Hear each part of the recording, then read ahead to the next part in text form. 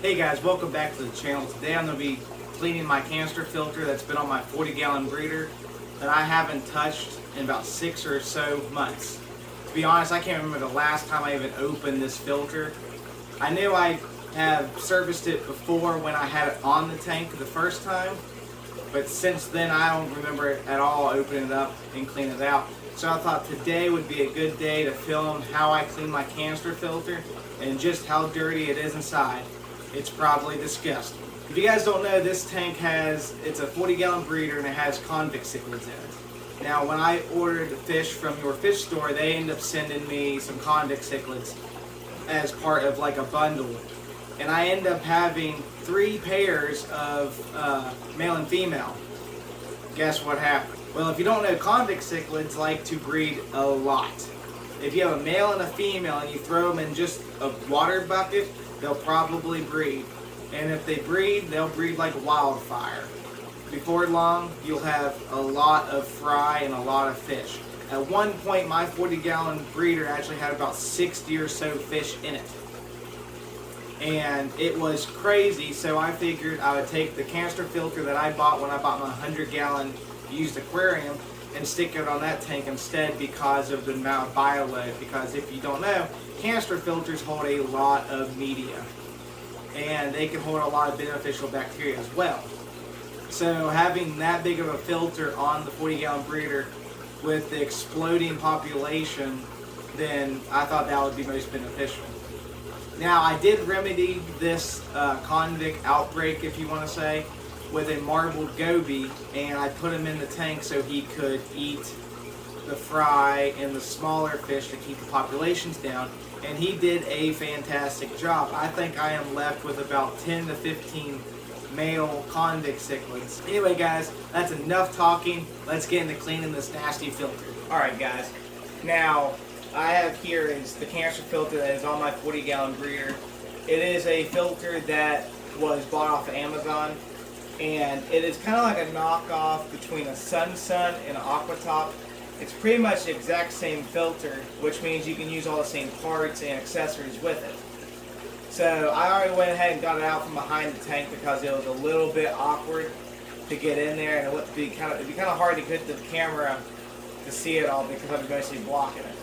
Now, one thing to note is a canister filter could be pretty heavy depending on the size of it, especially because canister filters could hold a couple gallons to a lot, and all that water weight, you got to be able to pick it up if you're going to be servicing it. So I went ahead and broke out the filter, and so we can show you. Now, to open up this kind of filter, there is these tabs on each side. So all you got to do is undo all those tabs, and then you have another one that kind of pries the lid open, like that. Now, on this model, you want to be careful because it has a UV bulb. And a UV bulb is there to kill bacteria in the water or kill off algae. So you want to be careful when you're taking this off not to break the bulb. Now, mine just went out just a couple days ago, so I have to get a new one. But it's not really needed. So you pull this off.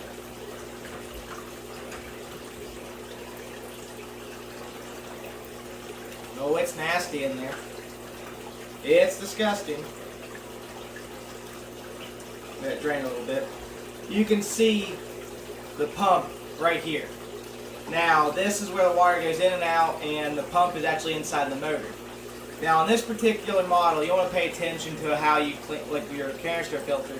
But this model, the water flows past this UV bulb to go to the bottom of the canister filter, and then it goes back up through the canister filter and returns back to the aquarium.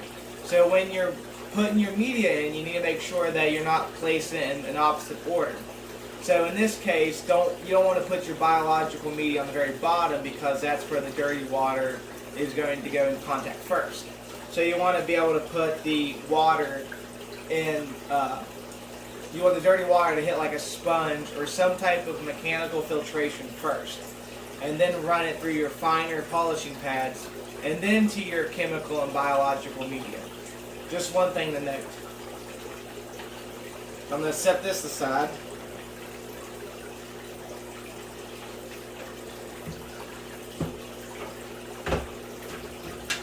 Now you can go through and clean those if you need to. Now, this is what is disgusting. And you can tell it hasn't been cleaned in quite a while.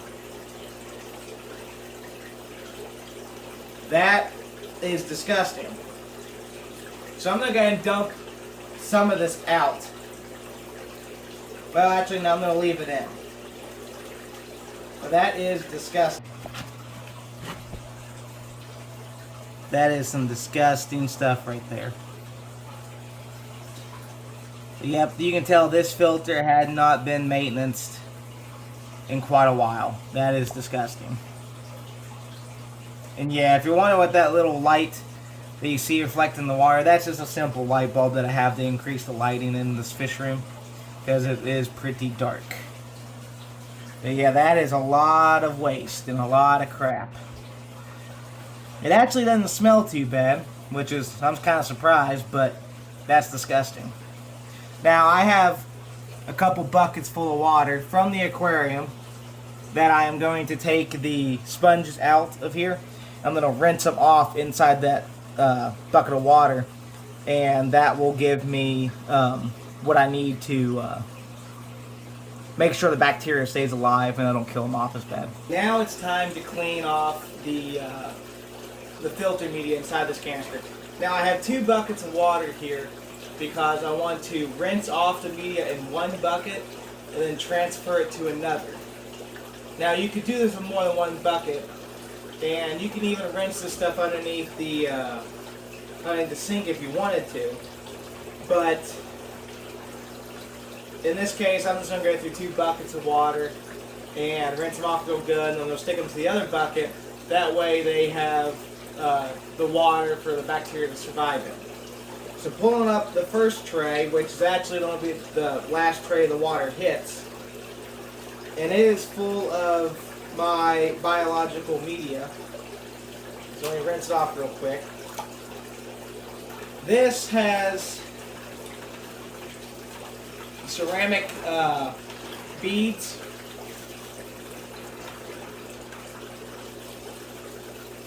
Which I'm just going to rinse off enough, but these are just ceramic beads, and that's where the beneficial bacteria is cultivating in.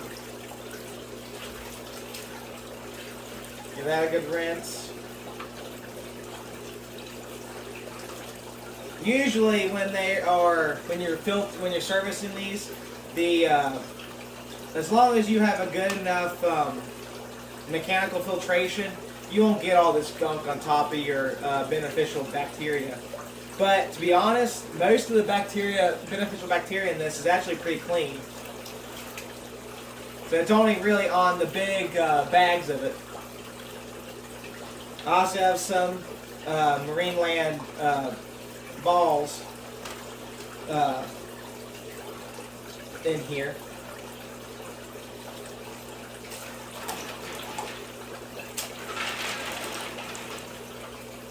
You want to be careful when you're, like that's a lot of gunk. That's some nasty stuff. But when you're rinsing this stuff off, you want to make sure you don't sling it everywhere, of course, because then you'll be making a bigger mess than what your canister filter is. But that's what the trays look like with all the beneficial bacteria rings in there. Alright. That looks pretty much good enough. It's about as good as I'm going to get it. Again, you don't have to clean these filters out like perfectly. Now I'm just going to take that beneficial bacteria, stick it back in the tray. Now that's one of the downsides to a canister filter is they are pretty messy to maintain, and potentially they could actually flood your thing if they get a leak. Now I accidentally spilled some of this water trying to get a picture of a thumbnail. But now I'm going to set that tray inside. And now I'll get back to the next tray, which is surprising that it's not that dirty. And in this one I actually have sponges that go through it. So all you gotta do is take this and stick it in the water and just squeeze it out. until you get most of the gunk. Now I think what happened here is these sponges actually didn't fit in the basket good enough, and they let some of that gunk pass through because these are not dirty at all. So what we want to make sure is when you're packing these baskets down, if you don't want stuff to get around it, you want to make sure that you have them packed tight. But that's how that one looks. Again, stick it in the tank water, that way you keep beneficial bacteria alive.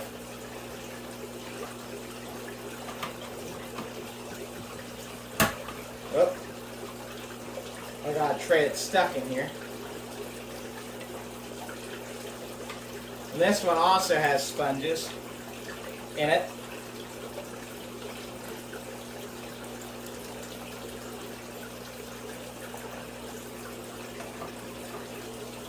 And this one, I actually just stuck a whole bunch of cut sponges in there as also.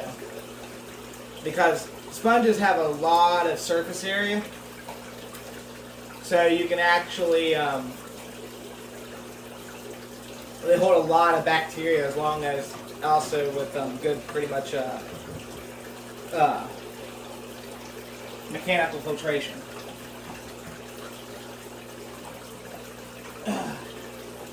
There we go. That tray was stuck inside on the plastic.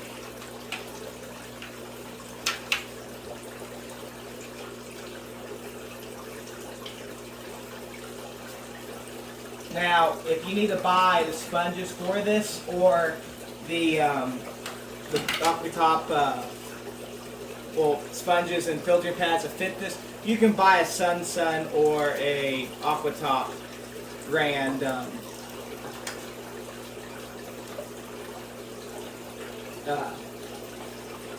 Aquatop brand or Sun brand sponge filter. Again, stick it in the water. And that is actually it.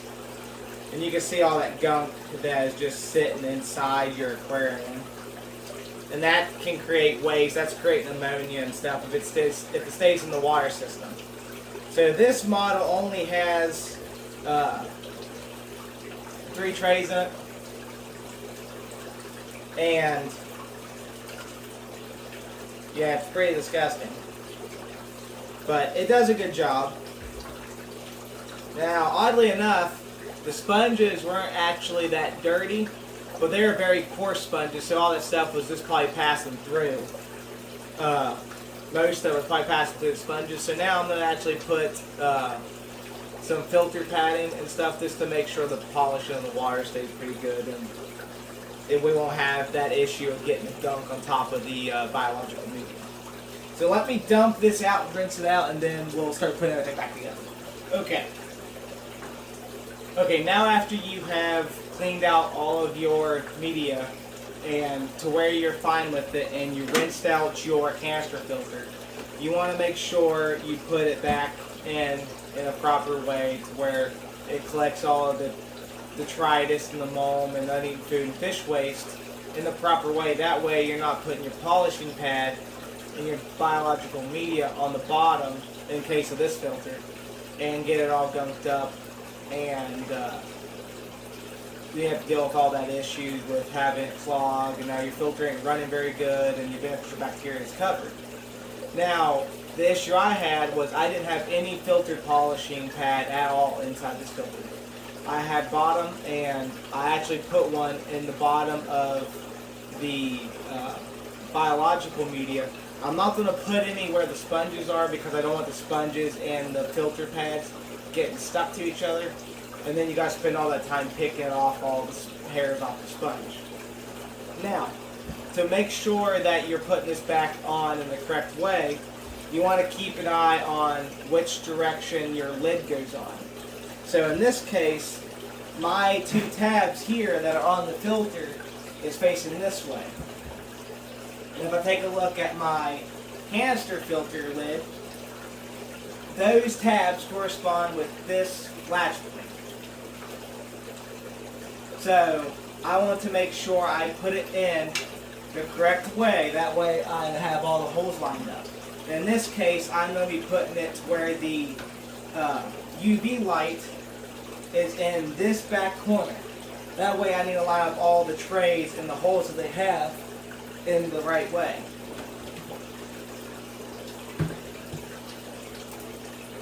So, like I said, this one flows, the water goes to the bottom of the canister and then back to the top. So I want to make sure I layer it in the right way. So first off, I'm going to start with one of my sponge cases. Let the water run off. Now you can place like a towel underneath you and keep it from getting your floor wet. But this is the hole I'm talking about. This is the hole where your UV light goes down. And so I want to put it in to where the UV light's facing this way. Now some people fill their canister filter up with water first and then stick the baskets in. But I find that causes a bigger mess, especially if you overfill it. So what I like to do is I like to place it on the media first in there without any water, and then I have a pitcher of water to dump in there, and then I'll fill it up to where I can prime it and get it running. And that's what it looks like when the first tray is in. Now that tray has just sponges and stuff. Same thing goes for the next tray. This tray only has sponges. Again, line up the holes to make sure they're in the right position. And make sure they're all the way down, because you don't want these baskets to sit above where your lid of your canister filter goes, because then you won't have a good seal. Now I went ahead and put a polishing pad underneath all these. That's what that white thing is. And that way, that will trap all the gunk so it doesn't get back on my beneficial rings and the balls and cloud them up like they did previously. Again, you want to make sure you line that up in the correct way. So now that it is in position, and that's what it looks like, now you can actually fill it up with water. Now, if you're using city water or you have well water that is with a lot of like iron and some type of metals like copper and stuff, you want to make sure you use water conditioner first. That way you don't just kill all your bacteria. And then you'll just fill it up to the point where you can at least start priming the pump.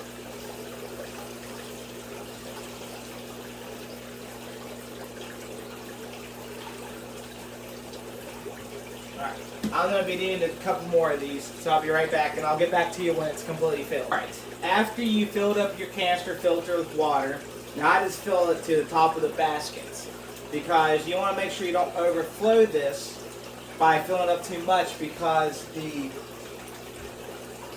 the head of the pump has to fit down inside. So if you think about it, if you look at this design, this white piece will sit on top of here. So you have about 2 inches of the pump that has to set down inside of here. And if there's water in that area, it's going to try shoving it into place of least resistance, and it'll probably just overflow out the top. Ask me how I know. Now, again, if you want to make sure, you can go ahead and clean this. You can take it apart, take the impeller out, clean it, and then stick it back in. This one actually isn't that dirty, so I'm just going to go ahead and stick it back into the spot. Now, this one I have to make sure I put the UV light down in those holes. And you want to make sure that your O-ring is nice and clean, which in this case mine is, and it's not rolled or anything. That way you ensure you have a good seal. So by placing it, you want to be careful not to break the UV bulb.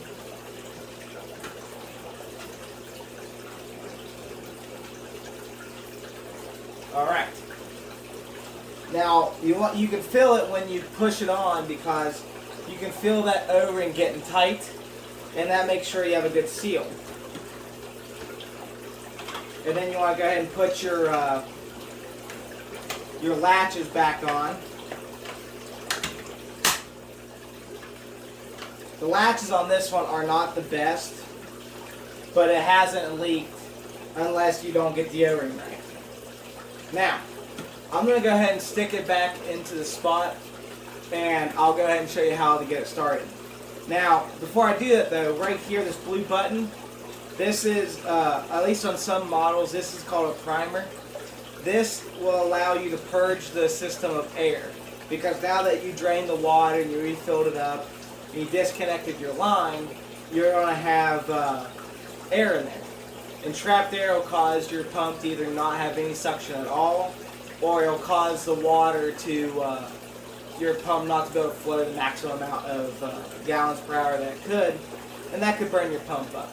So having this primer bulb, you should be able to push it a couple times, and it'll get the water going. So let me get this into position, and I'll show you what to do next. Okay guys, now that I got into position, yes, it's on the floor, and yes, these hoses do have a slight kink in them, but other than that, they're completely fine. They're not going to cause any issues. Now, as you can see on here, these actually have a O-ring, and that's what seals it inside these pipes. So you want to make sure you get the overflow right and stuff. Now the reason why these aren't leaking is they actually have a ball valve that swings back and forth and shuts the water off. So what you want to do is you want to go ahead and get these into position.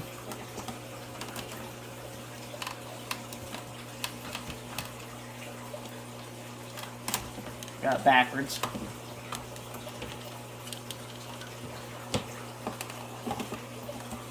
There we go. And that's a good thing about this design, is it actually goes on one way. And I like to go back through and change out how this is sitting. That way it's not as kinked. But right here is this valve. Once you get it pressed in position, you want to flip that open. And if you were paying attention, you can see that there's a little bubble in this line.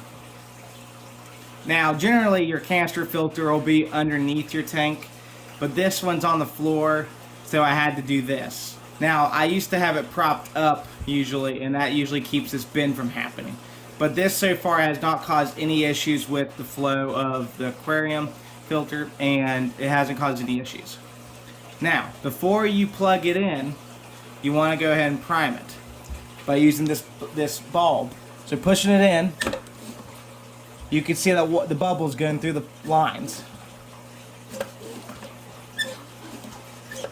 And you want to prime it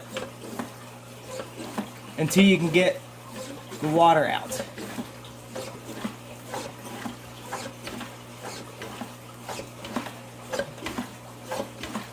Okay.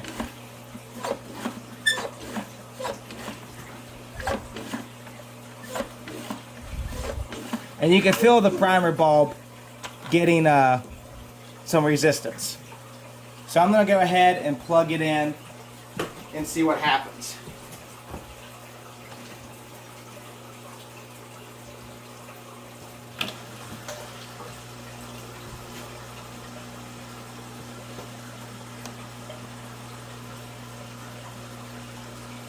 There's still some more air trapped in it. You can see the bubbles going through. So we'll give it a pump. We'll give it a pump. And you can see it's starting to work those bubbles out. Yep, see now it's starting to flow really fast. And after it gets all those bubbles out of the system, then it'll just be flowing without any noise. And you can see it flowing in through there. Now the only thing I have to do in this aquarium is to filter the water that I took out to clean the filter. So that's kind of an added benefit when you maintenance your canister filter. You're kind of giving your aquarium a small water change, because one, you're changing the water within your canister filter, which could be up to a couple gallons. And then you're changing the water by using the bucket method, by rinsing off the canister filter media in 2 5-gallon buckets. That way you give your aquarium a partial water change. So after getting that running again, I'm just going to use my Python and hook it to my sink, treat the water, and fill it up. I hope you guys enjoyed this video. I hope you learned something, and maybe that made you think about maybe you need to maintenance your canister filter. And sometimes you can imagine that those canister filters get disgusting. Hit the subscribe button. If you like this video, hit the thumbs up, and comment tricks and tips that you like to do when you clean your canister filter, or what the most disgusting thing in your canister filter you found, or maybe even the interesting thing. As always guys, keep stay safe, and I'll see you in the next one.